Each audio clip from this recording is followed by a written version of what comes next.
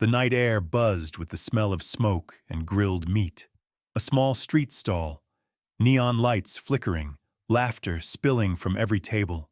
He sat quietly in the corner, tall, calm, wearing a cheap jacket that didn't quite fit. Across from him, his girlfriend smiled, feeding him a piece of lamb skewer. It was the first time in years he'd tasted freedom, the first night out since prison. But peace never lasts long for men like him. At the next table, 3 local punks watched, snickering. "Look at that ex-con acting fancy," one said. "Probably stole those clothes too." Another laughed. He ignored them. Old habits die hard. Stay quiet. Stay unseen. But when one of them flicked a cigarette toward his girlfriend's plate, the quiet ended. "Say sorry," he said, voice low, almost polite. The punks laughed. "Or what, jailboy?" One sneered, stepping closer. He leaned in, whispering mockingly, "You gonna hit me with your parole papers?" That's when the man finally looked up. Really looked. And in that instant, something shifted. The laughter died. The air grew still. Because the man's eyes weren't scared. They were cold, trained, familiar.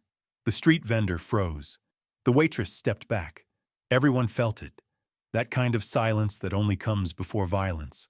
He stood slowly, placed his napkin on the table and said softly, "You don't remember me, do you?" One of the punks frowned. "Who the hell are you?" He smiled. Just a little. "Ask your boss who taught him not to kneel wrong." The color drained from their faces. And within seconds, every single one of them was on their knees, trembling. Because the man they mocked wasn't some ex-con trying to live clean. He was the boss, the one their entire crew still whispered about. Stay with me until the end, because what he did next shocked even his girlfriend and proved that some reputations never die. Before we begin, don't forget to like this video, hit subscribe, and comment where you're watching from. Now, let's get into it. The story begins 3 hours earlier when Marcus Washington stepped out of the downtown halfway house for the first time in 8 years. The concrete steps felt foreign under his feet. The world had changed while he was locked up. New cars, different music, faces he didn't recognize walking streets he once owned. His girlfriend Sarah waited by a beat-up Honda, keys in hand, nervous smile on her face. She'd stuck by him through everything. The trial, the conviction, the endless nights wondering if the man she fell in love with would ever come home. 8 years of prison visits, collect calls, and promises that tomorrow would be different. "You ready for this?" she asked, watching him adjust to the overwhelming sensation of choice. Where to go, what to eat, when to sleep. Decisions that had been made for him every day since 2016. Marcus nodded, sliding into the passenger seat. The leather smelled like vanilla air freshener and hope. "Where we going?" "Somewhere special," Sarah said, starting the engine. "Somewhere you used to love." The halfway house had rules. Be back by midnight. No alcohol. No associating with known criminals. Stay within city limits. Report to your parole officer every Tuesday. Find legitimate employment within 30 days. The list went on and on. A paper chain around his ankle heavier than any shackle. But tonight was about forgetting those chains. Tonight was about remembering what it felt like to be human. They drove through neighborhoods that triggered memories with every turn. The corner where he'd made his first deal at 16. The apartment building where his mother lived before the cancer took her. The park where he'd met Sarah at a community barbecue, back when he thought he was untouchable. "You've been quiet," Sarah said, stopping at a red light.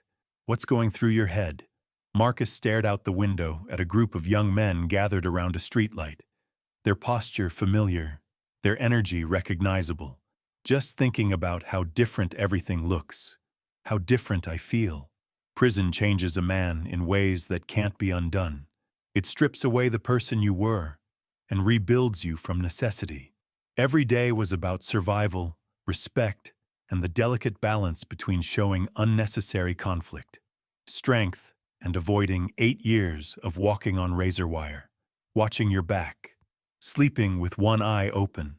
The light turned green, and they continued deeper into the city's heart, where neon signs advertised everything from late-night diners to massage parlors. This was where the real city lived, not in the downtown offices or suburban developments, but in these streets where people worked 3 jobs just to pay rent, and dreams came with a price tag most couldn't afford. "Remember this place?" Sarah asked, pulling up to a small street food stall wedged between a laundromat and a cell phone repair shop. The sign read "Dragon's Den" in faded red letters, and the air around it shimmered with heat from multiple grills. Marcus's face softened. "Mrs. Chen's place. She's still running it? Every night until 2 in the morning. Same recipes, same plastic chairs, same terrible karaoke machine in the back." Sarah parked and turned to face him. "I thought you might want to start with something familiar." The memory hit him like a physical blow. 5 years before his arrest, this had been his spot. Not for business, never for business, but for those rare moments when he could pretend he was just another guy in the neighborhood. Mrs. Chen never asked questions, never judged, just served the best lamb skewers in the city and minded her own business. They walked toward the stall, and Marcus felt the weight of eyes on him. Prison teaches you to read a room instantly, to identify threats before they become problems. 3 young men sat at a corner table, their conversation dying as he passed. Their clothes screamed wannabe, gangster, designer knockoffs, gold chains that looked real from a distance, sneakers that cost more than most people's rent. The type who confused volume with respect, flash with power. The type who never understood that real authority moves quietly. Mrs. Chen looked up from her grill, and her weathered face broke into a genuine smile. "Marcus, I wondered when you'd come back." She didn't mention where he'd been. Didn't need to. In this neighborhood, everyone knew someone who'd done time. "Evening, Mrs. Chen. This is Sarah, my girlfriend." The old woman nodded approvingly. "Beautiful girl. You're lucky man." She began preparing their order without being asked. Lamb skewers, extra spice, the way he'd always liked them. Marcus and Sarah found a table near the back, away from the street noise but with a clear view of the entire area. Old habits. Always sit where you can see everything. Never put your back to the room. Always know where the exits are. "You seem tense," Sarah observed, reaching across to touch his hand. "Just adjusting. It's louder out here than I remember. More chaotic." What he didn't say was that every instinct developed over 8 years behind bars was screaming warnings. The 3 young men at the corner table weren't just customers. They were predators, and they'd marked him the moment he walked in. The food arrived steaming hot, and for a moment, Marcus allowed himself to relax. The flavors brought back memories of better times, when his biggest worry was whether the cops would shut down the dice game behind the liquor store. Simple problems with simple solutions. Sarah smiled, feeding him a piece of lamb with her chopsticks. "Good?" "Perfect," he said, and meant it. This was what freedom tasted like. Not just the food, but the choice to be here. The absence of concrete walls. The presence of someone who loved him despite everything he'd done. That's when the comments started.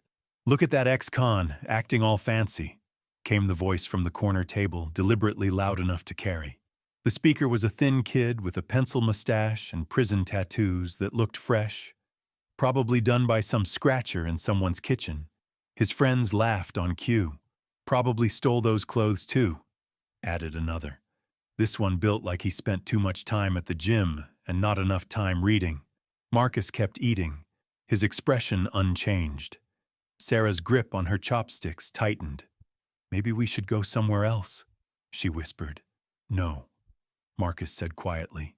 "We're not running from children." But the children weren't done playing. The third one, a kid with gold teeth and attitude problems, stood up and flicked his cigarette toward their table. It landed inches from Sarah's plate. Ash scattering across the plastic surface. The entire food stall fell silent. Mrs. Chen stopped cooking, her eyes wide with worry. The other customers suddenly found their phones very interesting. Even the traffic seemed to quiet down, as if the universe itself was holding its breath. Marcus looked at the cigarette butt, then at Sarah's face. The mixture of anger, fear, and disappointment, that maybe this was what their new life would always be like. People who saw his past and decided his future before he'd even spoken. He set down his chopsticks with deliberate care, wiped his mouth with a napkin, and stood up. Not fast, not aggressive, just a man rising from his chair. But something in the movement made the three punks shift uncomfortably. "Say sorry," Marcus said, his voice barely above a whisper but carrying clearly across the space between tables. The gold-toothed kid laughed, but it sounded forced now. "Or what, jailboy? You gonna call your parole officer?" His friends joined in, but their laughter had an edge of uncertainty. Something about the way Marcus stood, the way he breathed, the way his eyes never left their faces. It didn't match their expectations of a broken ex-con trying to rebuild his life. "You gonna hit me with your parole papers?" The kid continued, stepping closer, trying to reclaim the confidence that had suddenly started slipping away. That's when Marcus finally looked up, really looked, and in that instant, everything changed.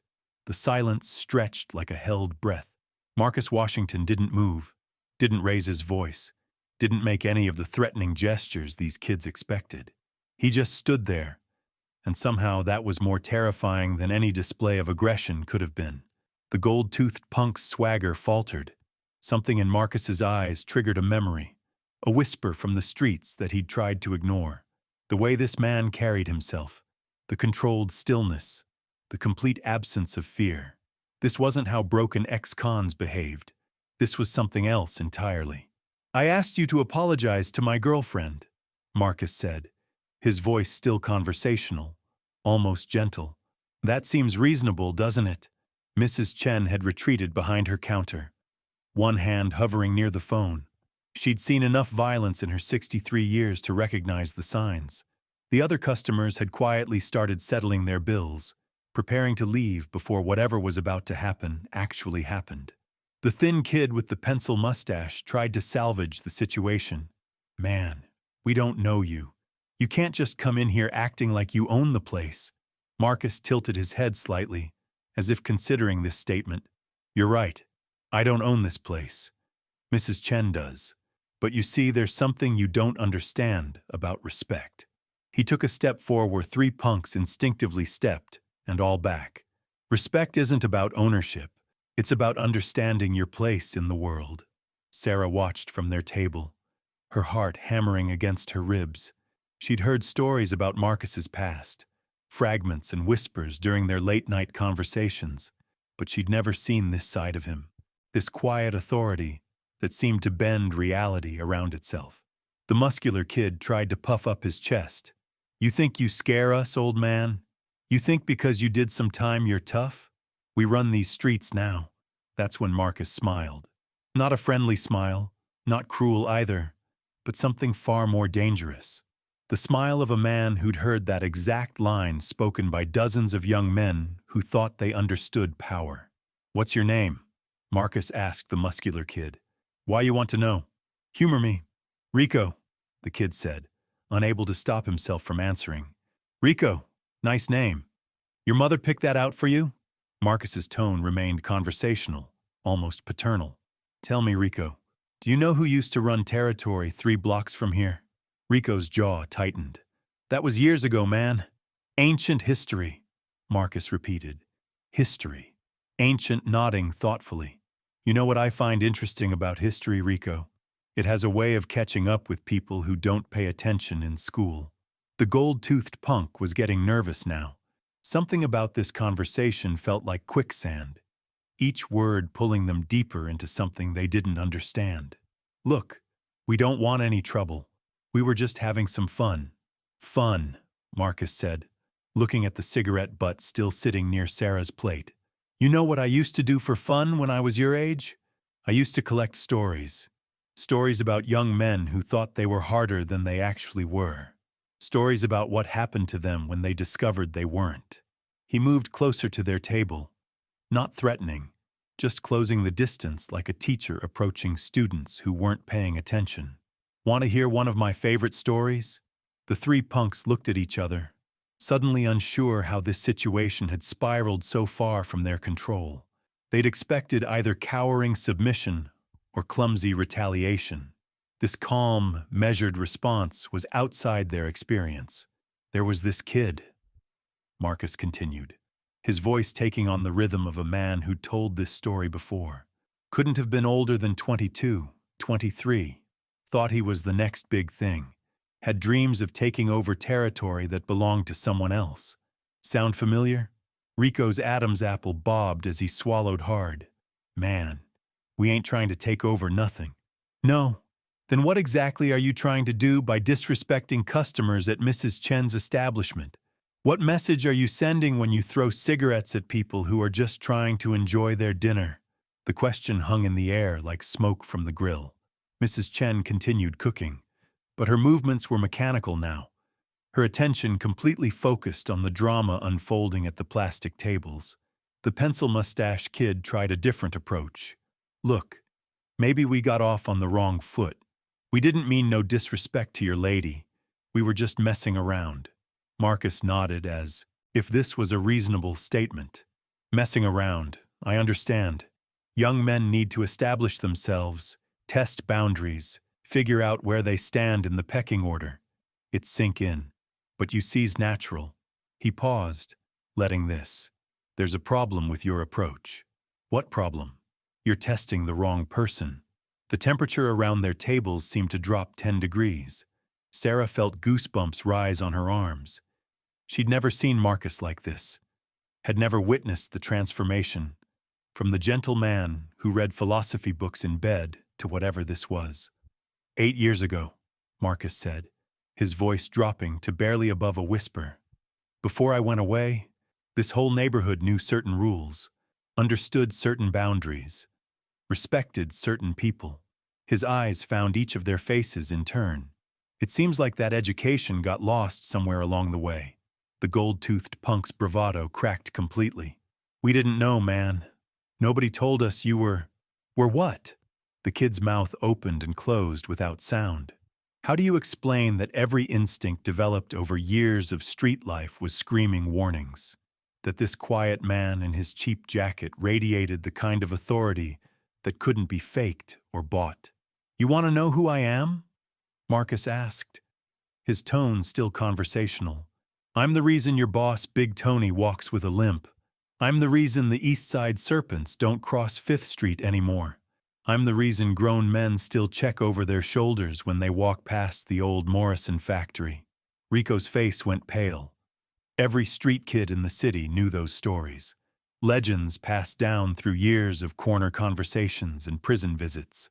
The ghost stories that older criminals used to keep younger ones in line. But that was a long time ago. Marcus continued. I'm not that man anymore.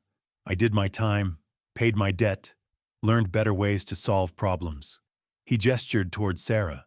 I've got someone worth being better for now.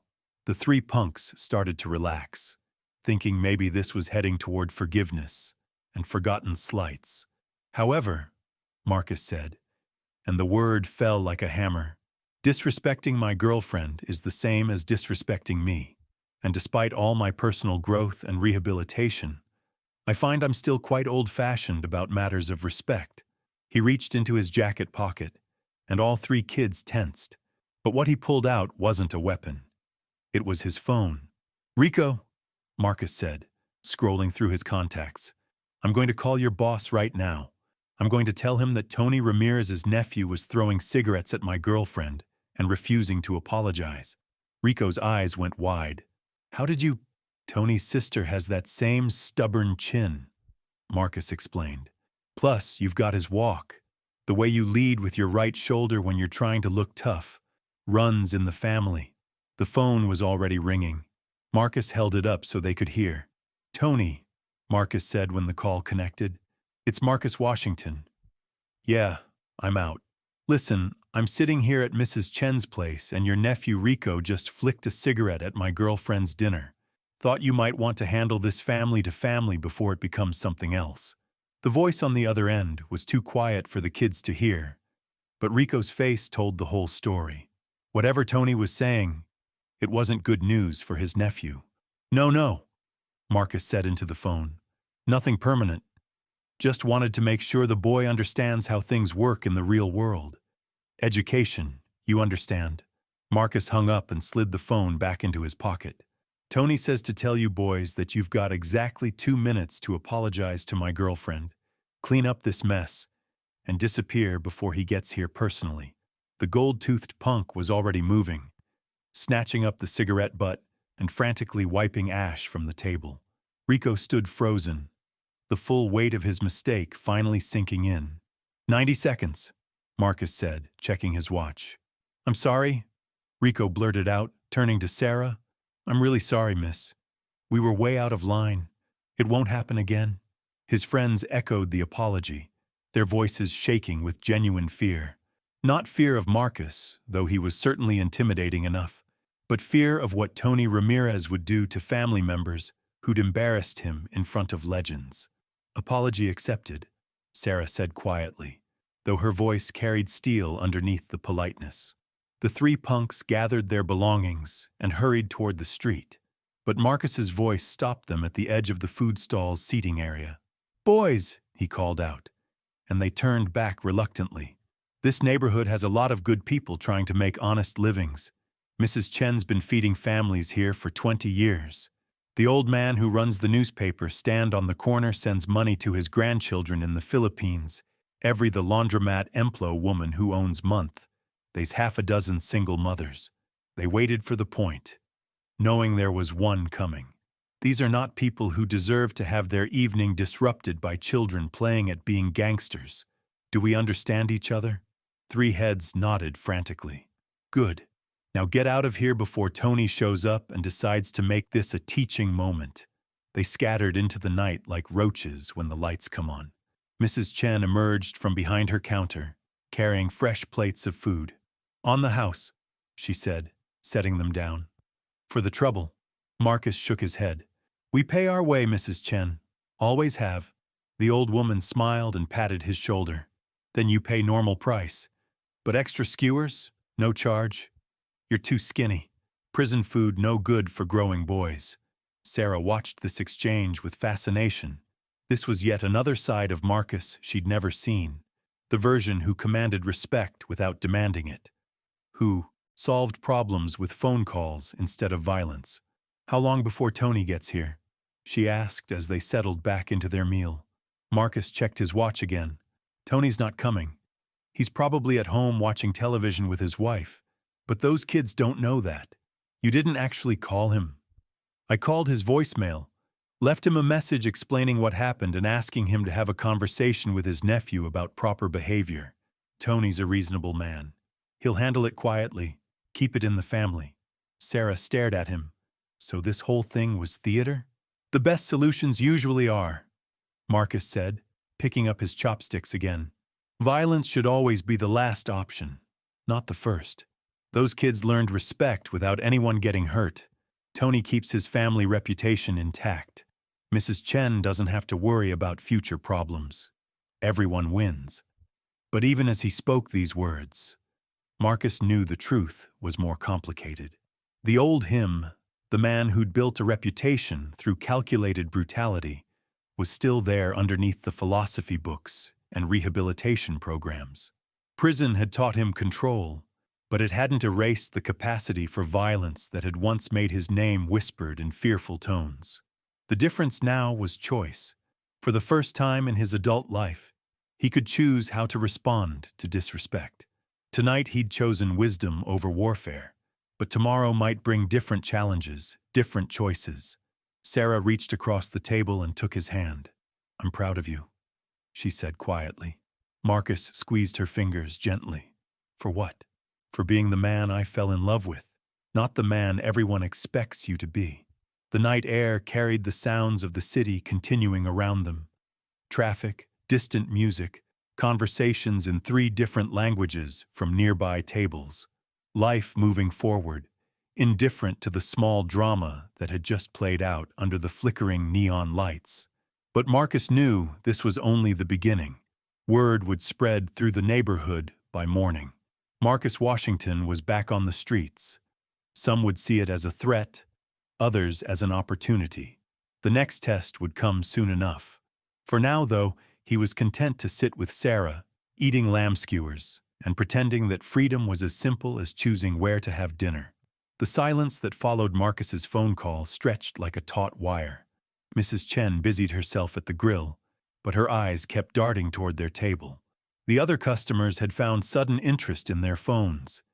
Anything to avoid making eye contact with the man who had just demonstrated the kind of power that couldn't be taught in any self-help book. Sarah watched Marcus methodically finish his meal, each bite deliberate and unhurried. The transformation she'd witnessed still sent chills down her spine. This wasn't the gentle man who helped her carry groceries or read poetry aloud on Sunday mornings. This was someone else entirely, someone who moved through the world with the quiet confidence of an apex predator. "You're staring," Marcus said without looking up from his plate. "I'm trying to figure out who I'm sitting with right now." Marcus set down his chopsticks and met her gaze. "The same man who makes you coffee every morning. The same man who cried watching that documentary about penguins last week. The same man who just made 3 grown men disappear with a single phone call. Different tools for different problems," Marcus replied. "You use a screwdriver for screws, a hammer for nails. Tonight required a phone." But Sarah knew it was more than that.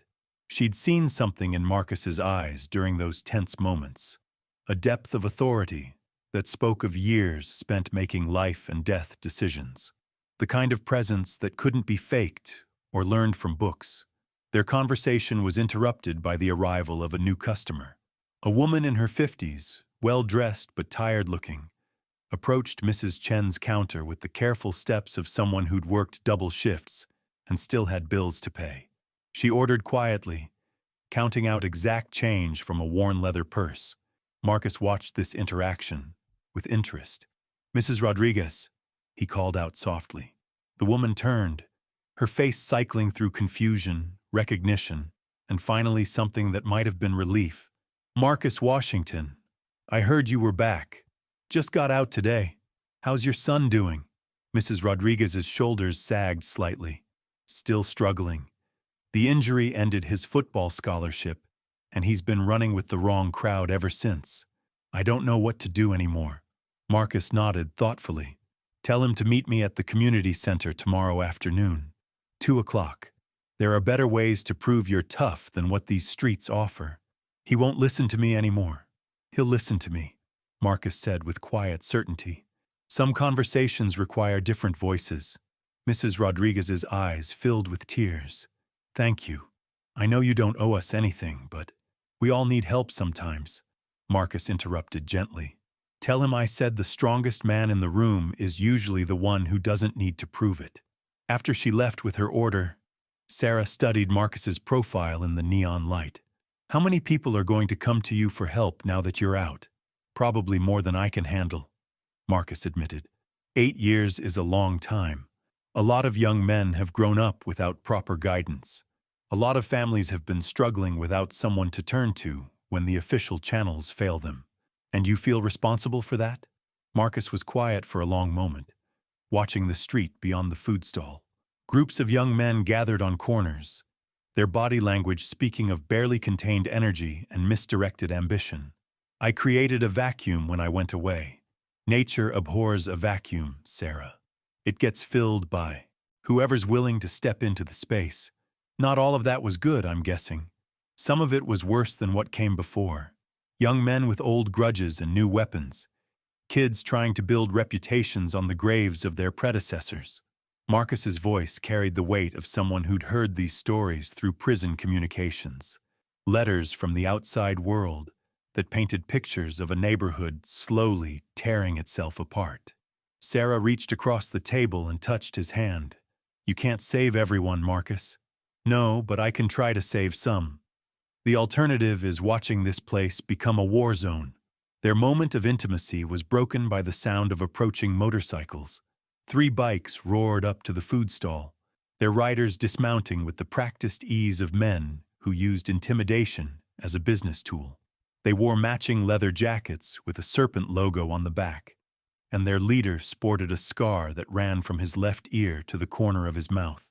Mrs. Chen's face went pale. She reached for something under her counter, probably a panic button or a weapon, but Marcus caught her eye and shook his head slightly. The scarred man approached their table with accustomed to getting the swagger of someone ache way through implied violence. His companions flanked him on either side, hands resting casually near concealed weapons. "Marcus Washington," the leader said, his voice carrying a slight accent that suggested immigrant parents and American streets. "The legend returns." "Carlos," Marcus replied calmly, not rising from his seat. "You've been busy. Business has been good. Real good. Your old territory has been very profitable under new management." Sarah felt the tension ratchet up another notch. This wasn't like the earlier confrontation with the three punks. These were serious men with serious intentions, and the stakes felt exponentially higher. "I'm not interested in territory anymore, Carlos. I'm trying to live a different life." Carlos laughed, but there was no humor in the sound. "Once a king, always a king. You think you can just walk away from what you built? Pretend like none of it ever happened? I think I can choose how to spend my remaining years on this earth," Marcus said quietly. "And I choose to spend them with people I love, doing things that matter." "Noble sentiment," Carlos said, pulling out a chair and sitting down uninvited. "But naive. You see, your reputation has been very useful to me. When people hear about the legendary Marcus Washington, they think about power, about consequences. That fear has kept my operations running smoothly." Marcus's expression didn't change, but Sarah felt something shift in the air around them. The same electric tension that had preceded the phone call to Tony Ramirez, but magnified tenfold. "The problem is," Carlos continued, "if people see you living like some reformed citizen, eating dinner at food stalls with your girlfriend, that legend starts to fade. And when legends fade, people start getting ideas about testing boundaries. So what are you suggesting?" Carlos leaned back in his chair, his scarred face splitting into a grin that didn't reach his eyes. "I'm suggesting a partnership. You lend your name, your reputation to my operations. In return, you get a percentage of the profits and the respect you deserve. Win-win." Marcus picked up his napkin and carefully wiped his mouth. "And if I decline, then I'm forced to demonstrate that the old king is dead, and a new one has taken his place, publicly, permanently." The threat hung in the air like smoke from Mrs. Chen's grill. Sarah's heart hammered against her ribs as she realized they were witnessing a challenge that couldn't be walked away from. This wasn't about cigarettes or teenage disrespect. This was about power, territory, and the kind of reputation that could only be maintained through violence. Marcus set down his napkin and looked directly at Carlos. "You know, during my 8 years inside, I had a lot of time to think. About choices, about consequences, about the kind of man I wanted to be when I got out. Touching. What conclusion did you reach? That there's a difference between being feared and being respected. Fear is temporary, Carlos. It requires constant maintenance, constant displays of brutality to keep people in line. Respect, on the other hand, is earned through consistency, through keeping your word, through protecting people who can't protect themselves." Carlos's grin widened. "Philosophy is a luxury for men who don't have to worry about survival. In the real world, fear is the only currency that matters." "Is that what you think?" Marcus asked, his tone conversational. "That fear is what built my reputation. Fear and violence. The only two things these streets understand." Marcus nodded thoughtfully. "You're half right. Violence was certainly part of it, but not the way you think." He reached into his jacket pocket, and Carlos's men tensed, hands moving toward their weapons. But Marcus only pulled out his phone again, scrolling through his contacts with deliberate slowness. "See, the thing about legends, Carlos, is that they're built on stories. And stories, well, they have a way of growing in the telling." Marcus found the number he was looking for and held up the phone so everyone could see the name on the screen. "Commissioner Rodriguez. You remember Commissioner Rodriguez, don't you?" Head of the gang task force. The man who spent 3 years trying to build a case against me? Carlos's grin faltered slightly. What's your point? My point is that Commissioner Rodriguez and I came to an understanding during my trial. I gave him information that helped shut down 3 major drug operations and prevented a war between the East Side Serpents and the Iron Brotherhood that would have left dozens of bodies in the streets. The silence that followed this revelation was deafening. Carlos's men looked at each other uncertainly, processing the implications of what they'd just heard. You're telling me you were a snitch? Carlos asked, but his voice had lost some of its earlier confidence. I'm telling you I made a choice, Marcus replied calmly. I chose to use my knowledge to prevent unnecessary bloodshed, rather than let pride and stubbornness turn this neighborhood into a cemetery. He pressed the call button, and the phone began to ring. Commissioner Rodriguez keeps very detailed files on current gang activity. Names, locations, operational details. The kind of information that could shut down an organization overnight. Carlos stood up abruptly, his chair scraping against the concrete. You wouldn't dare. Try me, Marcus said, and for the first time that evening, his voice carried an edge of genuine menace. I've already lost 8 years of my life to pride and poor decisions. I'm not interested in losing 8 more because some wannabe king thinks he can threaten my girlfriend. The phone continued to ring. Carlos looked at his men, then back at Marcus, clearly calculating odds and outcomes. The mathematics of street life had suddenly become very complicated. This isn't over, Carlos said finally. Yes, it is, Marcus replied, and hung up the phone before anyone answered. Because if I see you or your men anywhere near this food stall, anywhere near my girlfriend, anywhere near any of the honest businesses in this neighborhood, I'm going to make that call for real. And Commissioner Rodriguez is going to be very interested in everything I remember about the Serpent's current operations. Carlos and his men retreated to their motorcycles, but the scarred leader turned back one final time. You think you're untouchable because you made a deal with the cops? That just makes you a traitor. Marcus stood up slowly, his full height suddenly seeming much more imposing in the flickering neon light. No, Carlos, it makes me smart. There's a difference between being defeated and choosing to stop fighting. I wasn't beaten 8 years ago. I decided that the cost of winning had become too high. And now I've learned that sometimes the strongest thing you can do is walk away from a fight you know you'd win. The motorcycles roared to life and disappeared into the night, leaving behind the acrid smell of exhaust and unfinished business. Mrs. Chen emerged from behind her counter, her face creased with worry. More trouble will come, she said quietly.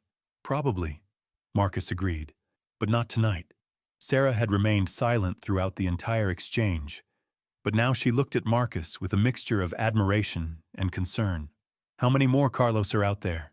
Too many, Marcus admitted. But most of them are smarter than he is.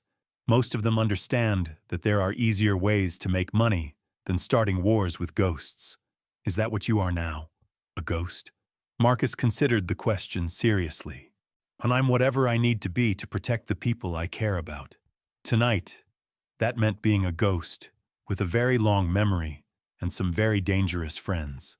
They finished their meal in comfortable silence, watching the neighborhood settle into its nighttime rhythms. Young couples walked hand in hand down the sidewalk. Families with children headed home from late dinners. Life continuing its ancient patterns despite the drama that had just unfolded. As they prepared to leave, Mrs. Chen approached their table with a small paper bag. Extra dumplings, she said. For breakfast tomorrow? Marcus tried to pay for them, but she waved away his money. You keep my customers safe, I keep you fed. Fair trade. Walking back to Sarah's car, Marcus felt the weight of returning to a world that hadn't forgotten who he used to be. Every corner held memories. Every shadow could hide either an old friend or a new enemy. The simple act of taking his girlfriend out for dinner had become a negotiation between his past and his hoped-for future. Regrets? Sarah asked as they reached the Honda. Marcus looked back at the food stall, where Mrs. Chen was already serving new customers, the evening's drama already fading into neighborhood folklore. About dinner? No. About the choices that led to dinner being complicated? Every day. But you'd make the same choices again? Marcus was quiet for a long moment, keys heavy in his palm. The choices that protected innocent people? Yes. The choices that put me in a position where protection was necessary. Those I'm still learning to live with. They drove through the city streets in comfortable silence, both lost in their own thoughts about what the future might hold. The night was still young, and somewhere in the darkness, other men were making the same kinds of choices that had once defined Marcus Washington's life. The difference now was that Marcus had learned the hardest lesson the streets had to teach. Sometimes winning meant knowing when to stop playing the game entirely. But as they passed groups of young men gathered on corners, as they saw the signs of territory wars and power struggles that never seemed to end, Marcus wondered if the game would ever really let him go. But what happened next changed everything. As Carlos and his crew disappeared into the night, Marcus felt something he hadn't experienced in years. Not fear, not anger, but a strange sense of inevitability, like watching storm clouds gather on the horizon, knowing the rain was coming whether you wanted it or not. Sarah gripped his arm as they walked toward her car. "That felt different than the others," she said quietly. "More dangerous." Marcus nodded, scanning the shadows between streetlights. "Carlos isn't like those kids. He's got real backing, real resources, and he's got something to prove." What Marcus didn't say was that men like Carlos were predictable in their unpredictability. They couldn't let challenges go unanswered, couldn't allow their authority to be questioned publicly without consequences. The phone call threat had bought them time, nothing more. As they drove through the quiet neighborhoods, Marcus's phone buzzed with incoming messages. Word traveled fast in these streets, faster than it used to in the days before social media and instant communication. By morning, every corner would know about the confrontation at Mrs. Chen's. The first message was from Tommy Rodriguez, the same man whose nephew had caused the earlier trouble. "Heard you had words with Carlos tonight. Be careful, hermano. That one's got backing from people who don't forgive." The second was from someone Marcus hadn't heard from in 3 years. Detective Lisa Park, the one honest cop who'd worked his case. "Welcome back to the world. Try to stay out of mine." The third made his blood run cold.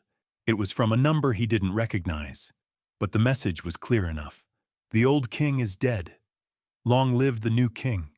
Your girlfriend looks real pretty in that blue dress." Sarah noticed his expression change as he read. "What is it?"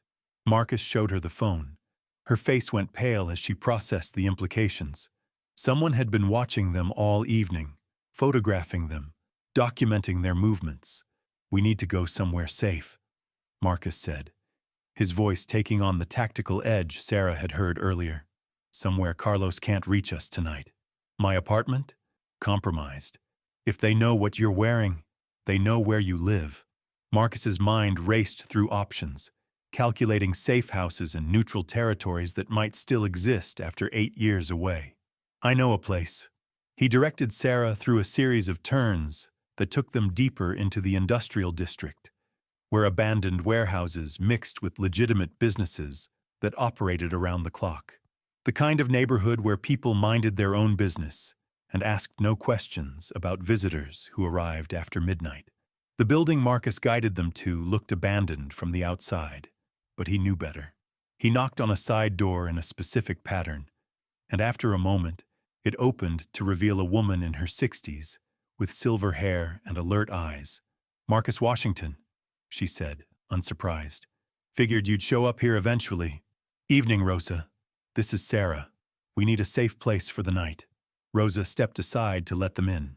"Carlos making moves already? Man doesn't waste time." The interior of the building was nothing like its exterior suggested. Clean, well lit, with comfortable furniture, and the kind of security system that suggested its owner took privacy seriously. Rosa had been running safe houses for 40 years, serving everyone from battered women to witnesses in federal cases. "Carlos threatened Sarah tonight," Marcus explained, as Rosa led them to a small apartment on the second floor. "Made it clear this isn't just about territory. Rosa nodded grimly. New generation doesn't understand boundaries. In the old days, families were off limits. Civilians didn't get touched. Now these kids think fear means targeting everything and everyone. She left them alone in the apartment, which was Spartan but comfortable. A bed, a small kitchen, windows that had been reinforced with bulletproof glass. Sarah sat heavily on the couch, the events of the evening finally catching up with her. "This is my fault," Marcus said, pacing the small space. "I should have stayed away from the old neighborhood. Should have known that showing up would trigger something like this." "You can't live your entire life hiding from who you used to be," Sarah replied. "Besides, those first kids would have kept escalating if you hadn't stopped them. At least this way, you controlled how it happened." But Marcus knew she was wrong. Control was an illusion when dealing with men like Carlos. The only real control came from eliminating threats permanently, and that was a path he'd sworn never to walk again. His phone rang, displaying Commissioner Rodriguez's name. Marcus had programmed the number years ago but never expected to use it. "Washington," he answered. "Heard you had an interesting evening." Rodriguez's voice was tired but alert. "Carlos Mendez is on our radar. Has been for 2 years. Runs drugs through 3 neighborhoods. Has connections to cartels down south. I'm not looking for trouble, Commissioner. Trouble found you anyway. Look, I meant what I said during your trial. You help us, we help you. Information flows both ways." Marcus was quiet for a long moment, watching Sarah curl up on the couch. "What kind of information?" "Carlos is planning something big. Moving product through the port next week. Enough to supply half the city for months. We know when, we just don't know where. And you think I can find out?" "I think Carlos is going to keep pushing until you push back. When you do, you might hear things that could help a lot of people." After hanging up, Marcus sat beside Sarah on the couch. She dozed off despite everything, exhaustion overriding anxiety.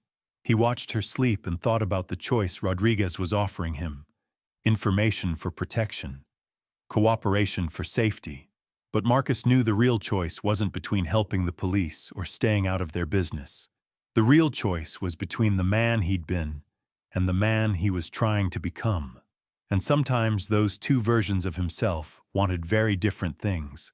At 3 a.m, his phone buzzed with another message from the unknown number. This time it was a photo of Sarah's apartment building, taken from across the street. The message read, "24 hours to decide. Partnership or consequences." Marcus deleted the message and made his own decision. Some threats couldn't be negotiated away or reasoned with. Some problems required the old solutions, regardless of who he was trying to become. He kissed Sarah's forehead gently and stepped outside to make a call of his own. The number he dialed belonged to someone he hadn't spoken to in 5 years, someone who owed him favors that transcended prison walls and parole conditions. "Vincent," he said when the call connected. "It's Marcus. I need to cash in that debt." The conversation was brief, conducted in the coded language men like them had perfected over decades of phone calls that might be monitored. When it ended, Marcus felt the familiar weight of stepping back into a world he'd tried to leave behind. But as he looked up at the window where Sarah slept, he knew some prices were worth paying, some lines were worth crossing, some versions of himself were worth becoming again if it meant protecting the people who mattered most. Tomorrow would bring consequences. Tonight, he made peace with the choices those consequences would require. The next morning arrived with the sound of Sarah's phone ringing. She answered groggily, then sat up straight as the voice on the other end delivered news that changed everything. "That was my supervisor," she said, hanging up. "I've been placed on administrative leave pending a security review." Marcus felt his jaw tighten. "They got to your job. Apparently someone called in anonymous tips about my association with known criminals. They can't fire me outright, but they can make my life difficult until I decide to quit." This was how men like Carlos operated in the modern world. Violence was still part of the equation, but economic warfare was often more effective. Destroy someone's ability to earn a living, isolate them from legitimate society, force them into desperate choices. "I'm sorry," Marcus said. This is exactly what I was trying to avoid. Sarah stood up and moved to the reinforced window, looking out at the industrial landscape below. You know what I realized last night, watching you handle those situations? What? You're not trying to become a different person. You're trying to use who you've always been for different purposes. She turned to face him. Maybe that's enough. Maybe trying to pretend you're someone else is what's causing the problems. Before Marcus could respond, Rosa knocked on the door. "You've got visitors?" she called out. "3 men in expensive suits. They're not cops." Marcus moved to the window and looked down at the street. A black sedan sat at the curb, engine running. The kind of car that screamed federal agents or high-level criminals. In this neighborhood, it was probably both. "Vincent works fast," Marcus muttered. "Who's Vincent?" Sarah asked. "Someone who makes problems disappear," Marcus replied, already reaching for his jacket. "Someone I hoped I'd never have to call again." The meeting that followed would determine whether Marcus Washington could truly leave his past behind, or whether the past would drag him back into a world where the only currency was violence and the only law was survival. As he prepared to face whatever Vincent had arranged, Marcus realized that some choices weren't really choices at all. They were just different ways of accepting the inevitable. The 3 men waiting downstairs represented more than Carlos could ever threaten, more than the police could ever offer, and more than Marcus's best intentions could overcome. They represented the truth he'd been avoiding since the moment he walked out of prison. In some worlds, there is no walking away. There is only the next move in an endless game where the stakes are always life and death. And Marcus Washington was about to discover that 8 years away hadn't changed the rules of that game one bit. The elevator that would take him downstairs felt like a descending coffin, carrying him back to depths he'd sworn never to visit again. But sometimes the only way to protect more time. The light is to embrace the darkness. The elevator descended with mechanical precision, each floor marking another step deeper into a world Marcus had fought to escape. The numbers lit up in sequence, 7, 6, 5, counting down like a timer on a bomb that had been set 8 years ago and was finally ready to detonate. Sarah remained upstairs in Rosa's safe house, and Marcus was grateful for that small mercy. What was about to happen belonged to the shadows, to conversations that left no witnesses and made no records, the kind of business that existed in the spaces between legitimate society and outright warfare. The doors opened with a soft ding that seemed absurdly cheerful given the circumstances. The 3 men waiting in Rosa's main office looked exactly like what Marcus had expected. Expensive suits that couldn't quite hide the bulges of concealed weapons. Faces that had seen enough violence to remain calm in any storm, and eyes that missed nothing. The man in the center was older than the other 2, maybe 60, with silver hair and the kind of quiet authority that came from making life-and-death decisions for decades. He stood when Marcus entered, extending a hand in greeting. "Marcus Washington, Vincent sends his regards." The man's voice carried a slight accent that suggested European origins and American refinement. "My name is Alexander Petrov. These are my associates." Marcus shook the offered hand, noting the firm grip and the small scar on Petrov's wrist, the kind of mark left by restraints during interrogation. "Vincent said you might be able to help with my Carlos problem."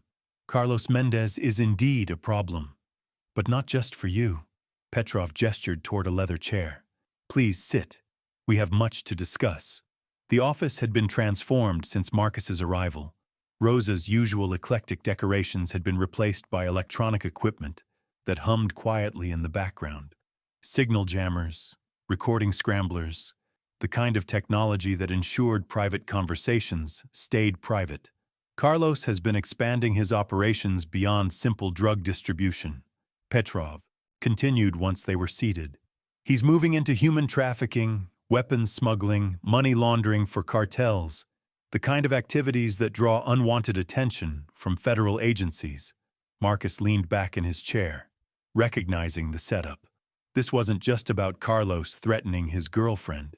This was about bigger players using his personal situation to solve their own problems. And you represent parties who prefer Carlos to stop drawing that attention. We represent parties who prefer stability over chaos, predictable profits over reckless expansion. Petrov's smile was thin and cold. Carlos has forgotten that successful criminal enterprises require discipline, restraint, respect for boundaries. He's become a liability. The second man, younger and broader, leaned forward slightly. Vincent tells us you used to understand these principles very well, that your operations were models of efficiency and discretion. That was a long time ago, Marcus said carefully. I'm not in that business anymore. Of course not, Petrov agreed. You're a rehabilitated citizen trying to build a legitimate life with someone you care about.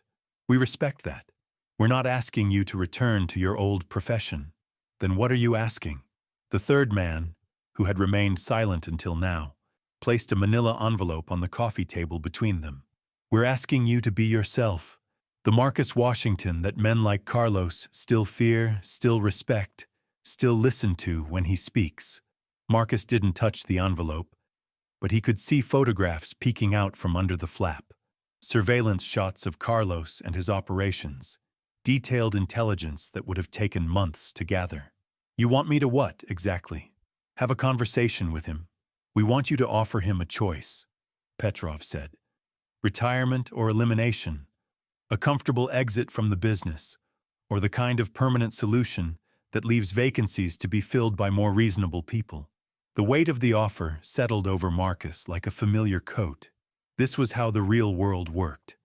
How problems got solved when official channels failed or moved too slowly. Men like Petrov didn't make threats or issue ultimatums. They simply presented options and let people choose their own consequences. And if Carlos chooses poorly, Marcus asked, then Vincent has already arranged for backup solutions. But those solutions would be messy, public, the kind that invite investigations and media attention. Much cleaner if Carlos simply decides to take early retirement on his own. Marcus understood the subtext. If he said no, Carlos would still be eliminated, but in a way that might splash blood on innocent bystanders. If he said yes, he could control how it happened, minimize collateral damage, protect people like Sarah and Mrs. Chen. The choice wasn't really a choice at all. What kind of retirement are we talking about? Marcus asked, reaching for the envelope. Inside were detailed financial records, photographs of properties in countries without extradition treaties, and what looked like a legitimate business proposal for a nightclub in Costa Rica. The kind of golden parachute that would let Carlos disappear with his profits intact and his reputation unblemished.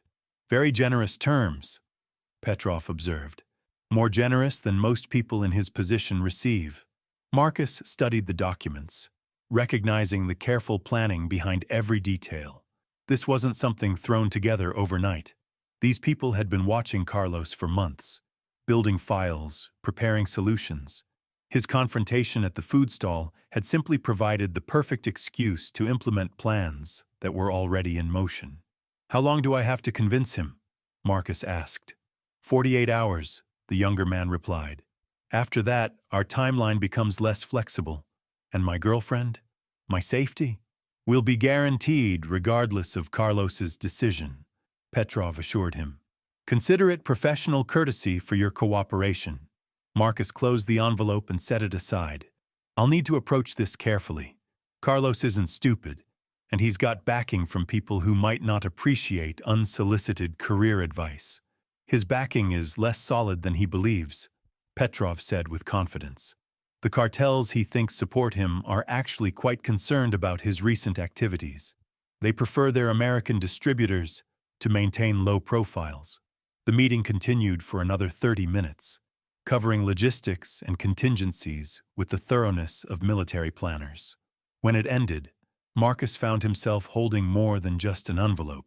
He was carrying the weight of other people's expectations and the responsibility for outcomes that would ripple through the criminal underworld for years. As the three men prepared to leave, Petrov turned back one final time. Vincent asked me to remind you of something he said during your trial. Sometimes the only way to truly leave a life behind is to finish it properly first. After they were gone, Rosa emerged from whatever hiding place she'd found during the meeting. Heavy hitters, she observed, already beginning to dismantle the electronic equipment. The kind who don't take no for an answer. The kind who don't need to ask questions they already know the answers to, Marcus corrected. He climbed the stairs back to Sarah, his mind racing through possibilities and probabilities. Sarah was awake, sitting by the window with a cup of coffee that had gone cold hours ago. She looked up when he entered, reading his expression with the accuracy of someone who'd learned to decode his moods during years of prison visits news. Bah or worse news, she asked. Complicate, Marcus replied, sitting beside her on the small couch. I've been offered a way out of the Carlos situation, but it requires me to be someone I'm not sure I want to be anymore. He explained the meeting without revealing specifics, painting the broad strokes of an offer that could solve their immediate problems while potentially creating new ones down the road. Sarah listened without interruption, her face cycling through understanding, concern, and finally resignation. You're going to do it, she said when he finished. It wasn't a question.